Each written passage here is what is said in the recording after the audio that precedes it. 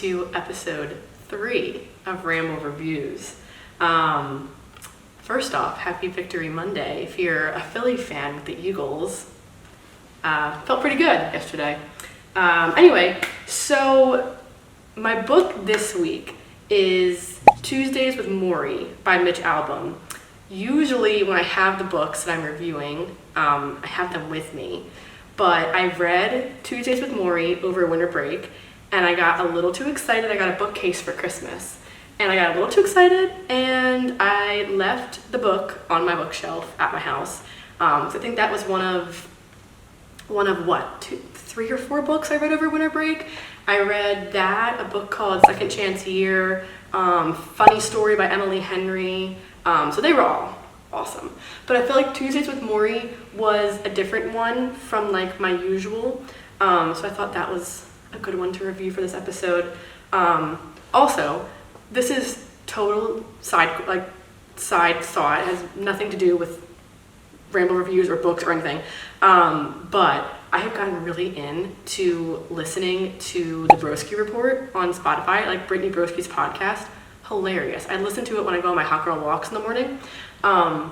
So she's inspired me to know that it's okay to ramble a little bit, because she talks about everything, like art, books, literally anything you think she'll talk about, she'll probably talk about.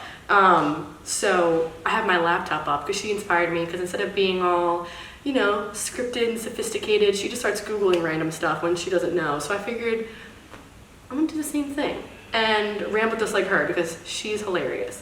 Anyway, so all that being said, that Ramble Reviews is named exactly how it should, because I just start rambling, things come to my head. Anyway, so Tuesdays with Morrie is a really good book. Like, easiest 5 stars ever. The book is not very long. I think it's like, 200 pages, something around that. It's not very long. It's a short little book, and the chapters are relatively easy to get through. They're not very long. This book is different from the books that I usually read, because I usually am a strict fiction, young adult fiction reader. I don't really read, I don't want to categorize this as like a nonfiction. It's not really a nonfiction. It kind of is, but its sole purpose is not what nonfiction books usually are, which is to teach you something. This is more like a memoir. I think it's categorized as a memoir. Let me check. Yeah, okay, it's a memoir. Okay, that makes sense. So this was a really interesting concept for a book. It follows Mitch Albom, who's an author. I think he was like a sports writer, journalist. He's done a lot. And it follows him meeting with his former college professor, Morrie Schwartz, who was his professor at, I think it's Brandeis College, Brandeis University. I might have butchered the name on that. But anyway, so it follows Mitch's life, where he kind of falls into a path that a lot of people fall into when they get out of school, whether they're getting out of high school or college or whatever, in that they sometimes lose touch with who they were when they were in school, and they lose touch with the people that mattered to them, like how Mitch kind of lost contact with Morrie. And Morrie was one of Mitch's favorite professors.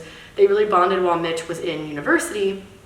And then when Mitch graduated and kind of got into the hustle and bustle of life, he kind of lost touch with Morrie. I guess as everybody does. But it couldn't be lost on Mitch that Morrie had this really profound impact on Mitch, even though Mitch wasn't really aware of it. And then I think Mitch saw on TV one day that Morrie had gotten interviewed by this news station, because Morrie was dying of ALS, and I think, if I'm going to say it correctly, amyotrophic lateral sclerosis. I hope I said that right, ALS, which is basically a deterioration of the nerves and the muscles, right? So slowly Morrie will lose the ability to do basic functions like walk, eat, blow his nose, anything. So Mitch saw Morrie get interviewed, basically because he's being interviewed by this news organization because he had a very different positive spin on dying, because Morrie now knew that his time was incredibly limited, and he knew that probably by the end of that year he was going to die. And a lot of people, when they think about dying, it's extremely scary, because you think like, one day I'm not going to be here, but life and the world will continue to move on and continue to evolve, but it won't evolve with me in it, and I won't evolve with it. And so I think a lot of people, when they think about dying or when they know they're going to die, it's very scary, and like rightfully so. I bet you someone who is in Morrie's situation probably has a very negative or pessimistic view on life, you know, considering that with ALS, you're dying a very slow, painful death, and you're very aware of it, and you're very aware how much time you have left, and how much worse, or how much worse of an impact it's having on you physically.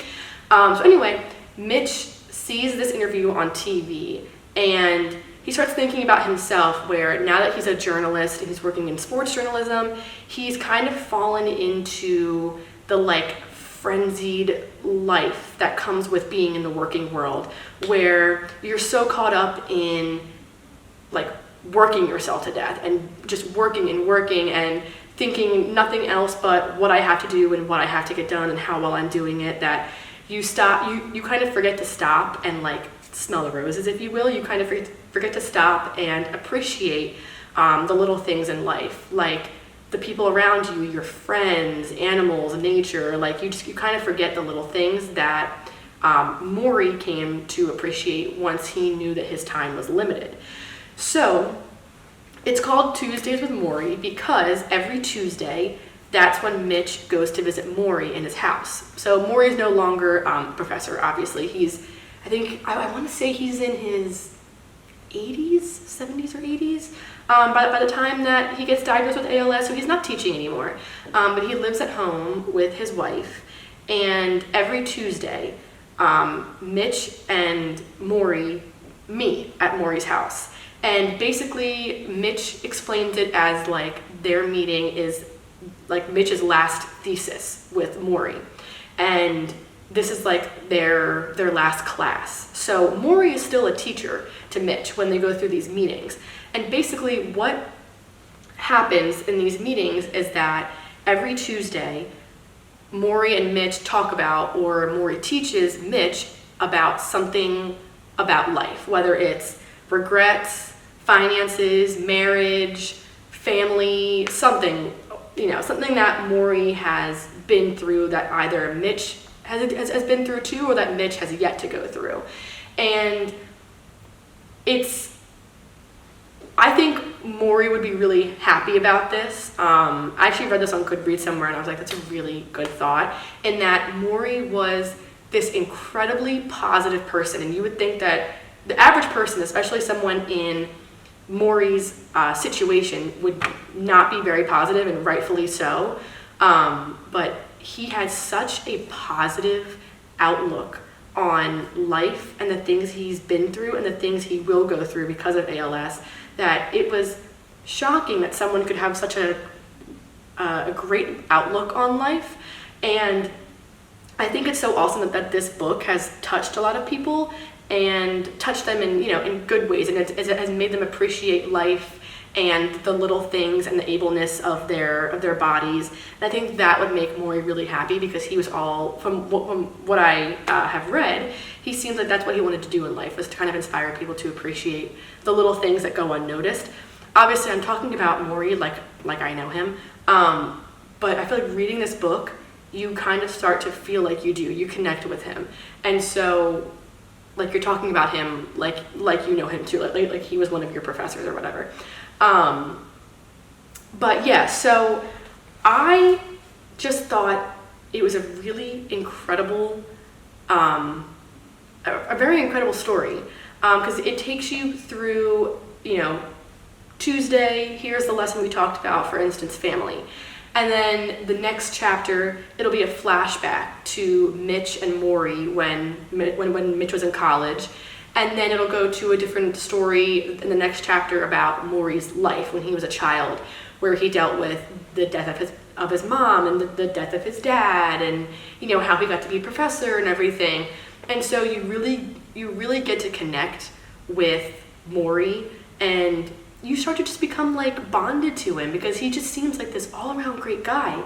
And throughout the visits with Morrie, Mitch kind of depicts how quickly ALS seemed to deteriorate Morrie, where, Mitch's thing, his tradition was to always bring food with him. So he always brought bags full of food for Morrie and his wife. And as time went on, Morrie lost the ability to be able to eat solid foods. Everything had to be, a liquid or blended or something like that. But Mitch couldn't bring himself to stop bringing food, just because Mitch was struggling with accepting the fact that someone that was very important to him wasn't going to be there.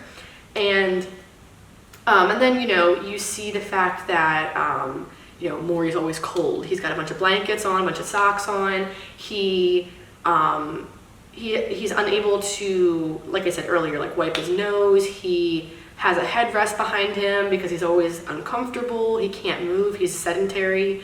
And one of the things that they talked about a lot in the book was Morrie coming to terms and being okay with the fact that he couldn't do the basic things like, wipe himself after he went to the bathroom, which is as Morrie explained, a very intimate thing that many people don't think about. But when you're not able to do it, yes, it can feel humiliating, but he kind of found the joy in it, where it was a cycle of life, where you start life being a baby, where you don't have the capabilities to do things by yourself, so people do them for you. And then you reach your adulthood, you're independent, you get to do all these things by yourself. And then when you get old and you develop diseases and illnesses, you're kind of reverted back to, not that baby sense, but in that sense where you have to rely on people to help you do the basic things that you're used to in everyday life.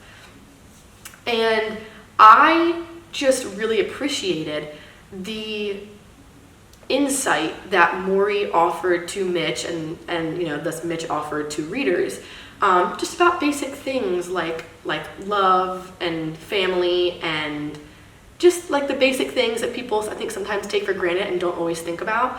And one of the things that really stuck with me, I'm not sure why this one stuck with me, was he was explaining to Mitch, I think at this time Mitch is in his late 30s, early 40s, and Mitch is basically trying to understand how someone can be so okay with dying and knowing that tomorrow they might not be here. And Morrie said, he's had a whole life full of being the ages that Mitch has been. Mitch is in his 40s. Morrie's been 20, he's been 30, he's been 40, he's been 50. He's had all of these years to be the ages that Mitch is, or that Mitch will become. And he's grateful that he lived those years, but he also knows that with age comes experience and and things of that nature. So Morrie feels as though he's experienced and done the things that he wanted to do at those ages, and he's not afraid to get old and to die at some point. And I just think it was very interesting to see someone, like I said with ALS, die a very slow and painful death, but be okay with it. And Morrie found, solace in the little things. Like Mitch always explained in the book, his study, where he was surrounded by all of his books in his chair, which is where him and Mitch would have their Tuesday meetings, and how he always looked out of that window at the weather, at the tree that was outside of his window, at all the animals. And it sounds very basic and almost maybe childlike, but that's what Morrie's whole point was that you appreciate these little things when all you kind of have are them, especially Morrie, because he can't move. That's what he had. And Morrie had sons, and at the end of the book, he tells Mitch that if he had another son, he felt like Mitch was his. And Morrie is just this all around good guy. the person who did the news interview with him, which is what prompted Mitch to go and see him, he followed up with Morrie, I think like 2 or 3 times after the fact, because people couldn't get enough of his personality and his positive story on the news. And he had everybody under the sun coming to visit him. He was truly someone that was loved by all. And this is a book with an ending similar to, even though this book that I'm going to mention is fiction, it's a book with an ending very similar to They Both Die at the End, where you understand what's going to happen at the end. You do understand that at some point at the end, Morrie is going to pass away, right? So you go into the book with that notion that, like, you know how it's going to end, but it doesn't feel any better when you get to that point, because even though you know you're getting there, you get there and it feels like someone like stomped on your heart. Like, it really is sad. I don't know Mitch or Morrie, but you feel as though you do because of how in-depth this book is.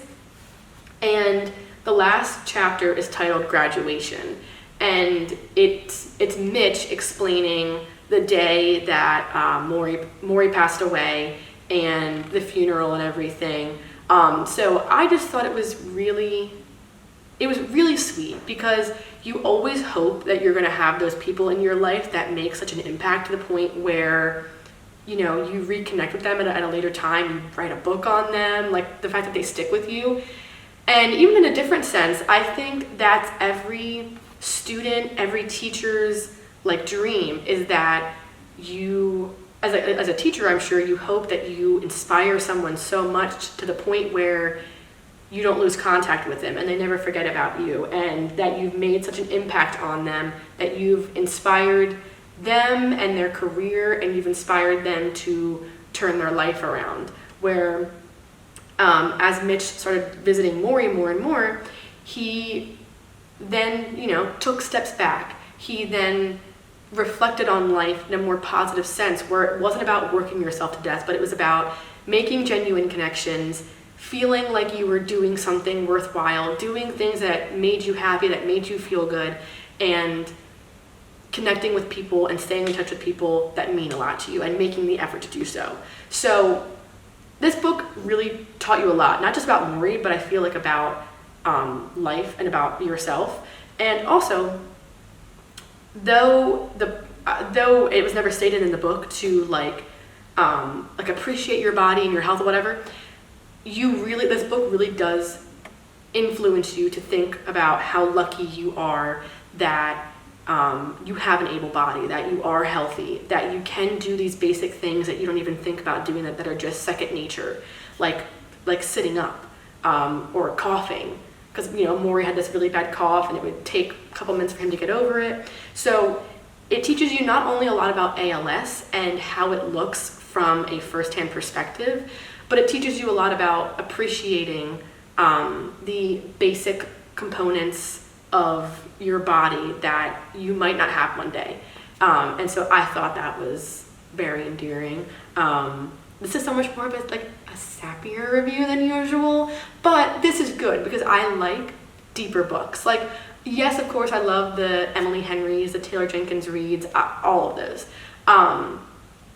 But I really do love these deeper books that teach you a lot about yourself. Typically, I like them in the form of nonfiction, but I do like memoirs. I'm not a big autobiography person, but I do really like these memoirs, and I have been wanting to read Mitch Albom's books for a while because I've heard great things about, I think it's called The 5 People You Meet in Heaven, and then his other book, The Next Person You Meet in Heaven. I was going to start off with that. I was in Barnes & Noble. I had The 5 People You Meet in Heaven in my hand. But then I Googled, Mitch Albom's, all of his books that he's written. And Tuesdays with Morrie was basically like his OG, like his starting point of books. I think this one, I want to say it was in 2005. Oh, I'm off. 1997. All right, I don't know where I got 2005 from. 1997. So it's a bit old. Not old, but it's not as newer as some of his other books.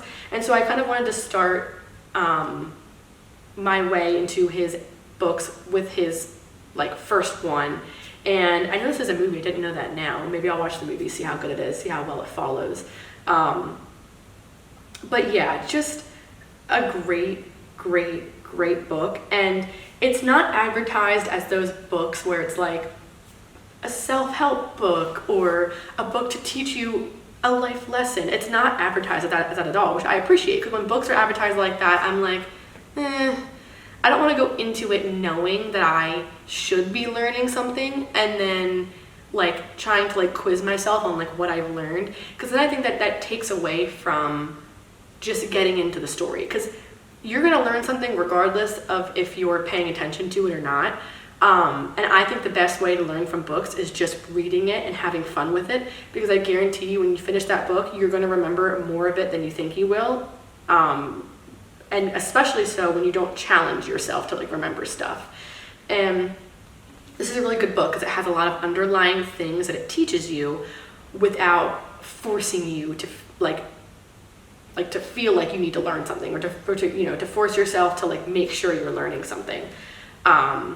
So, you know, and it also, this book also shows that, you know, you could be the sweetest soul, the kindest person, you know, the type of person that the world needs more of. You could be the healthiest person, but you never know what life's going to throw at you. You never know what's going to happen as you age and when your time is up. And I think it's a really nice reminder that you really do never know, and it's important not to take things or people for granted, and to appreciate, I know I keep saying it, but appreciate the small things. Like, to not get so caught up in like the, you know, hustle of everyday life where you need to like cross things off your checklist. Like, sometimes it's okay to just like stare out the window and like appreciate the trees that you're looking at, or appreciate the people that are around you, or the things that you've been through.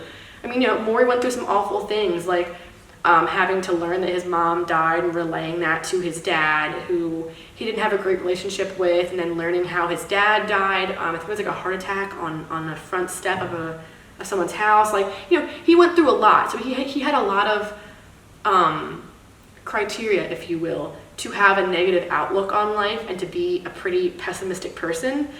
But he turned all of that into, okay, this is an experience, this is what got me to where I am, this is what made me who I am. And obviously Morrie, I would assume, probably liked who he was and loved who he was, and I think he took those experiences, whether they were positive or negative, and appreciated them, because he wouldn't have gotten to where he was without them. So, you know, this isn't as, you know what, I was going to say this isn't as intricate of a review as I usually do, but actually, I think this one's a little bit more intricate. I think this one's a little bit deeper, which I really appreciate. I love when a book is deep. And it's almost nice to talk about a real person and something real other than a fake made-up story. Because, you know, as much as fiction books can inspire you and teach you lessons and, you know, all that good stuff. I mean, obviously, I would know I love all things fiction books. I think it's really nice to read a memoir every now and then. And sure, there are some nonfictions that are good. Like, I read Matthew McConaughey's autobiography, very good. So yeah, I think there's a lot to be learned from books like this. And I think it's important that people switch up their, I keep wanting to say like discography, but I don't think that's the right word I'm looking for. But to switch up their palette of books, if you will. So, like I said, 5 stars. This book was phenomenal. Some people don't like it, I've heard, because they think it's just a bunch of like random like diary entries, and you know, there's not quite a conflict like you would see in fiction books. There is a conflict, is that Morrie is dying of ALS. That's the conflict. But I think people are waiting for like that like conflict, and then you like resolve it. But the resolution is that despite Morrie dying, he taught Mitch a lot about himself and about life, and then Mitch kind of relays what he learned from Morrie in his book to readers. So I don't know, I don't really agree with some of the criticisms. I think this book was really good, and it taught me a lot, and it made, which is a good thing I say this, it made me sad, but I love when books make me sad. I think that the sadder the better. So yeah, I think that was well done. I believe that about wraps it up for this episode. I'm glad to be back, glad to be filming another episode, glad to be reviewing this book. I think this was a perfect book. It's a little bit different from the ones I've done previously. You know, we kind of had the young adult fiction, we had the thriller, and now we're getting into a memoir. So I'm liking the diversity of the books I've put out so far. I'm glad that I did that. That wasn't on purpose.